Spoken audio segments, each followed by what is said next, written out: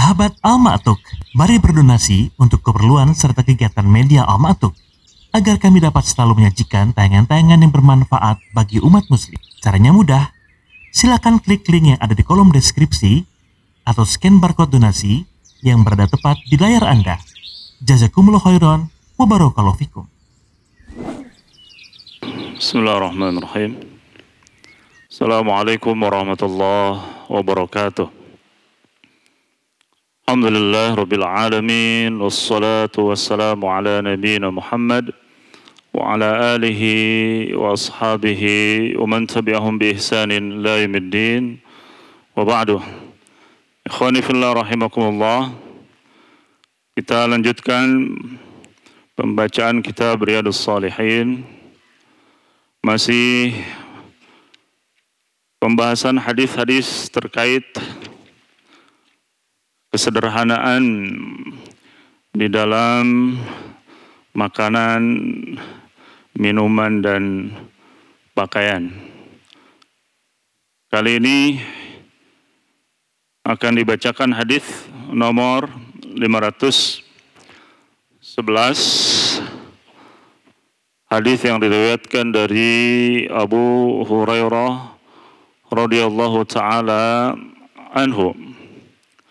Qala al-mu'allif rahimahullahu ta'ala wa an Abi Hurairah radhiyallahu anhu qala, diriwayatkan dari Abu Hurairah, ia berkata, laqad ra'aitu sab'ina min ahli suffah, aku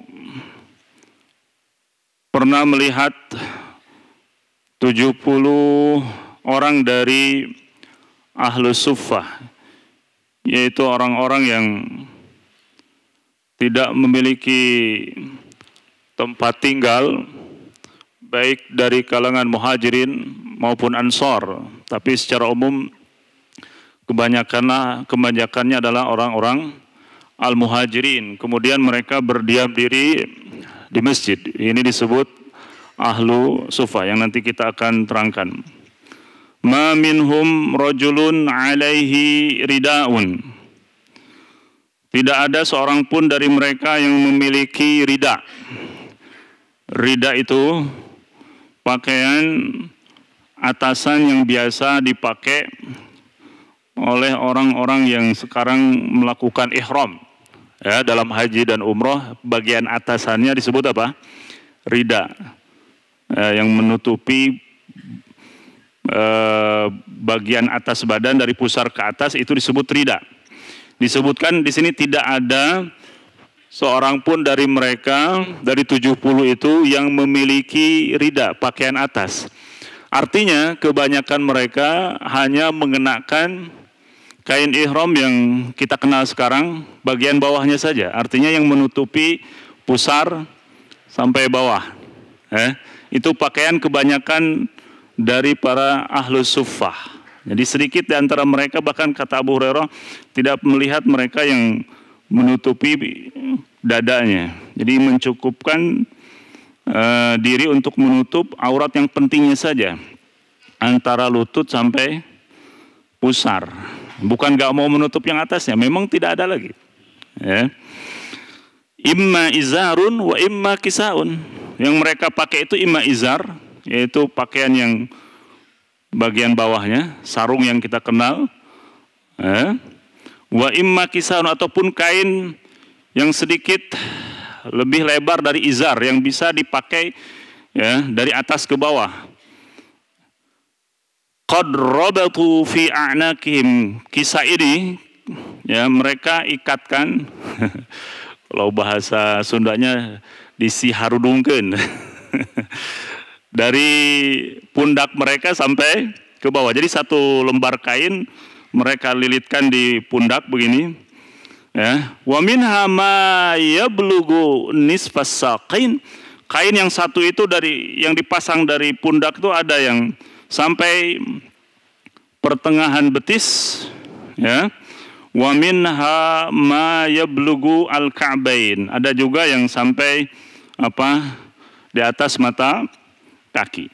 Fayajma'uhu biyadihi. Kemudian ya, si kain tersebut mereka lilitkan seperti ini pakai apa? Pakai tangan. Karahiyata an tura auratuhu, karena khawatir auratnya tersingkap dan kelihatan oleh orang lain. Rahul Bukhari. Baik ikhwas sekalian, hadis ini menerangkan tentang bagaimana kondisi para sahabat, khususnya ahlu suffah. Suffah itu ya bisa dikatakan sekarang tempat ya, khusus di masjid, khususnya kalau ketika itu di Masjid Nabawi yang Rasulullah SAW bangun, yang asalnya para sahabat dan Rasulullah selama 16 bulan menghadap ke Baitul Maqdis, ya. Kemudian setelah 16 bulan Allah Subhanahu wa taala menyuruh Rasulullah dan para sahabat untuk salat menghadap ke mana?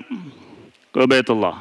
Nah, tempat imam ataupun bagian depan yang ada mizallah, yang ada saungnya, yang ada tutupnya, itu dijadikan tempat istirahatnya para sahabat yang hijrah dari Makkah ke Madinah. Sebagaimana keumumannya mereka meninggalkan hartanya ya, di Mekah, kemudian datang ke Madinah tidak membawa harta sedikit pun. Ya, dan keluarga mereka pun mungkin mereka tinggalkan, imma belum masuk Islam ataupun tidak dapat izin untuk hijrah. Mereka datang ke Madinah ya, tidak membawa apa-apa. Ya, lalu Rasulullah SAW mengizinkan mereka untuk istirahat di masjid itu. Ya, yang kemudian disebut dengan ahlu suffah. Tapi jangan salah, jangan sampai salah berpikir bahwa mereka tidak usaha, ya, tidak mau bekerja, diam aja di masjid. Tidak seperti itu. Makanya kata Abu Hurairah, di antara mereka itu ya 300 lebih, kira-kira 400 lebih yang Abu Hurairah sebutkan, ya, datang silih berganti.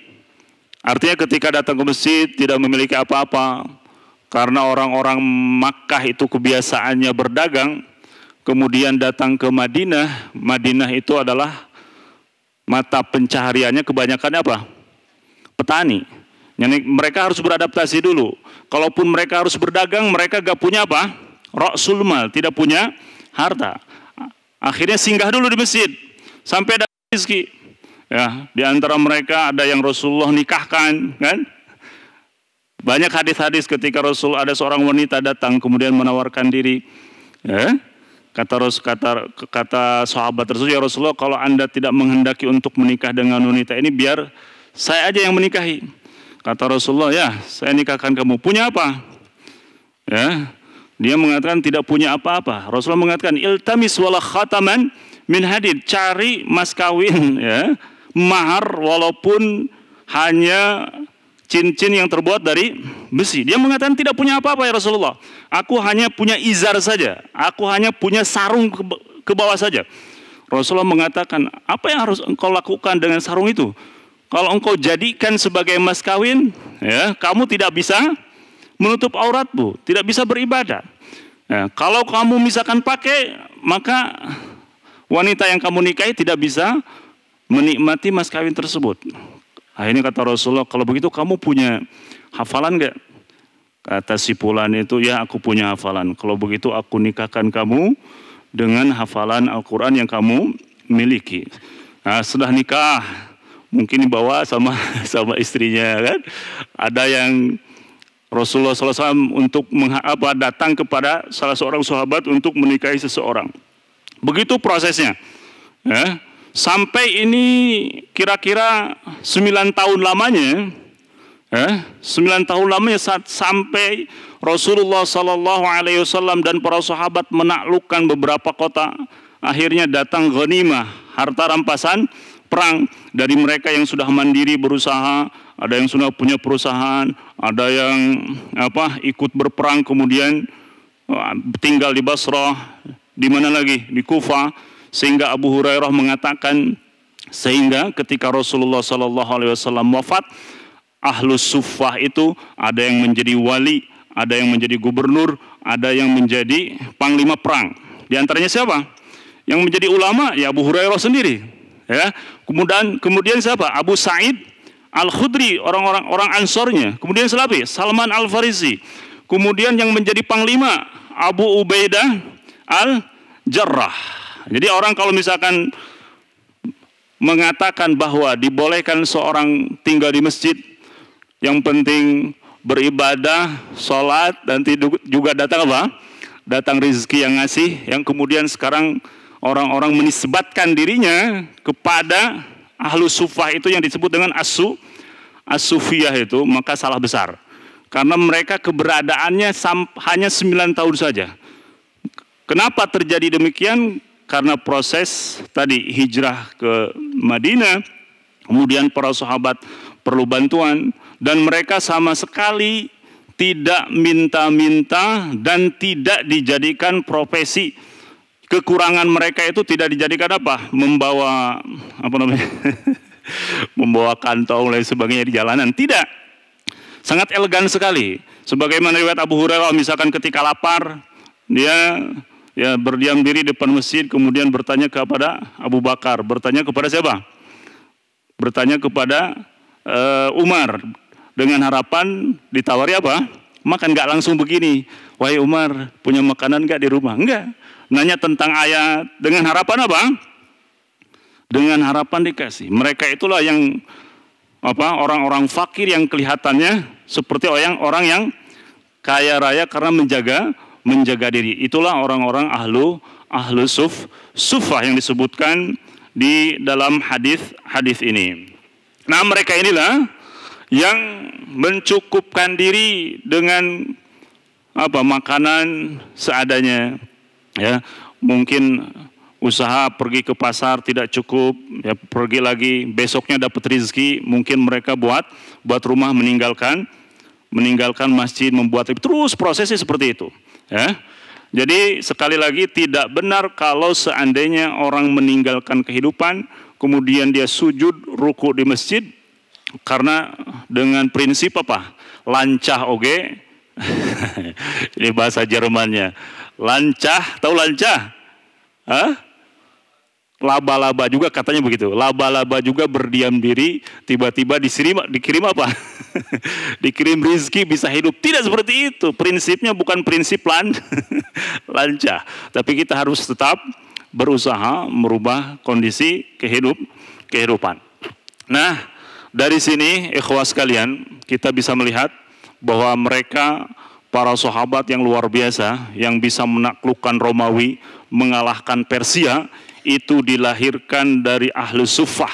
Juga riwayat-riwayat yang hadis yang kita baca di antaranya riwayat Abu Hurairah, mereka adalah orang-orang yang melewati kehidupan yang sangat sederhana sekali. Oleh karena itu, bukan menjadi halangan bagi kita untuk menjadi orang-orang yang hebat di sisi Allah Subhanahu wa taala karena kurang makan dan minum dan kurang pakaian.